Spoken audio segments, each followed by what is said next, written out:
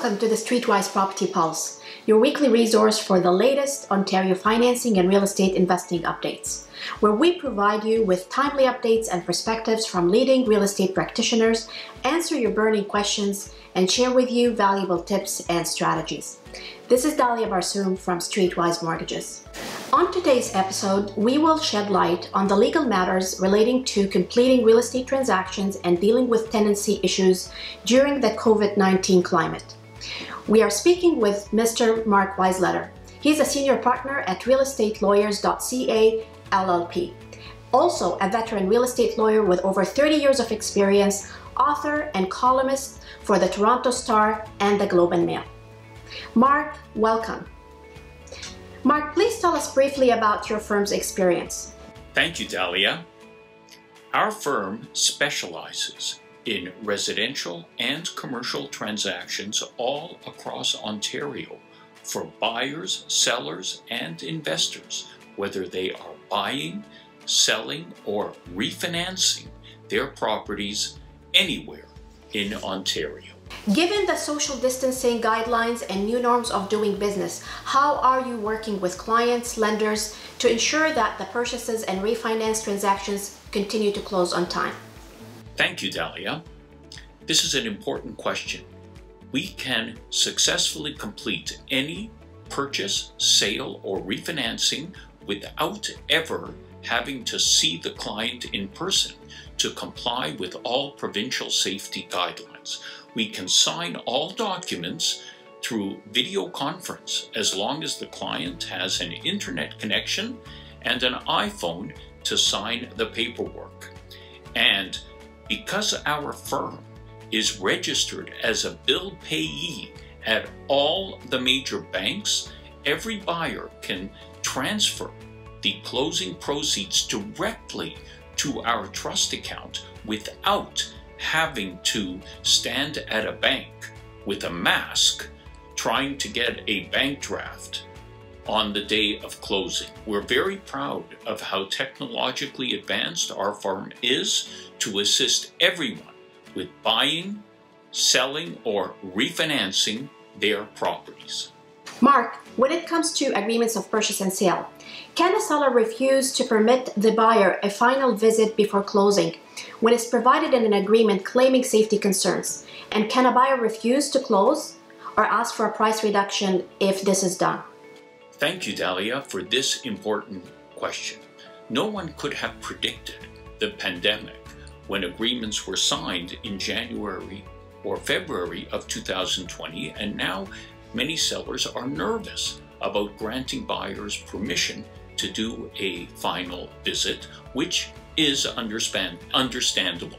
In my opinion, there should be a compromise, even if it means a buyer should only visit for perhaps 15 minutes with a mask and gloves, and only one buyer in attendance, or perhaps a Zoom meeting could be done between the buyer and the seller. Compromise is key, and so is safety. However, I do not believe a buyer can refuse to close a transaction because of this. If the buyer does find a defect after closing, which was either concealed or not disclosed, the buyer could still sue the seller after closing. But the key is compromise and be safe. If the tenant cannot pay rent, should the landlord still serve them with an info notice of the non-payment of rent if the landlords are unable to complete the eviction during the current pandemic? Thank you, Dalia. The question about landlords and tenants and eviction is important. Even if the tenant does not pay the rent during the pandemic, the landlord cannot evict them. However, the landlord should still serve the tenant with the N4 notice and file the application with the board, because the landlord and tenant board will reopen and the rent is still payable. However, my advice is work with the tenant so that you can collect as much rent as possible during this difficult time, treat everyone with respect, and hopefully at the end, when everything reopens, you'll be able to work out any rent arrears. Thank you. Should buyers be asked to sign special forms when they go into a potential home for purchase regarding not being sick or not holding anyone responsible if they get sick during the visit? Many buyers are being asked to sign forms when they go to visit a home that essentially say that they do not have any symptoms of COVID-19, and if they happen to get sick as a result of the visit, they will not hold the seller or the agent or anyone else responsible.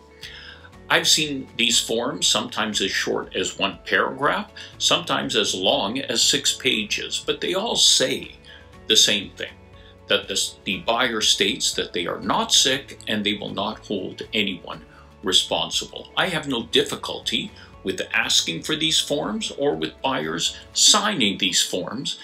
The key is make sure that every home visit is done safely, with short visits, everyone wearing masks and gloves, and encouraged not to touch anything when they are in the home. If we work together to do everything safely, we will not have any issues. Thank you. Mark, thank you so much for your perspective and time and tips. When it comes to virtual signing and e-signatures, guys, most lenders have aligned their signing process, including accepting electronic signatures on approvals, virtual signings with lawyers, and also offering virtual signing as an option to clients at the branch level.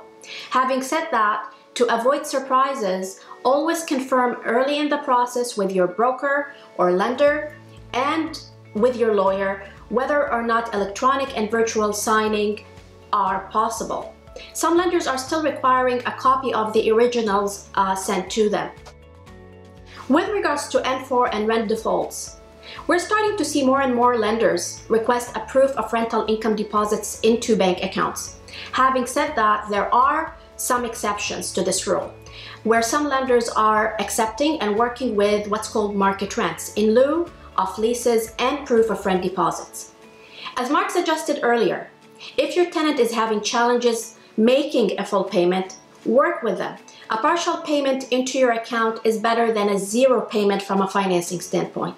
Finally, as more and more lenders are supporting leases with rent deposits in accounts, to simplify the financing process, always keep a separate account for each of your rental properties. This way, it's very easy to track all payments and deposits per property. That's your update for today, guys. See you on the next episode.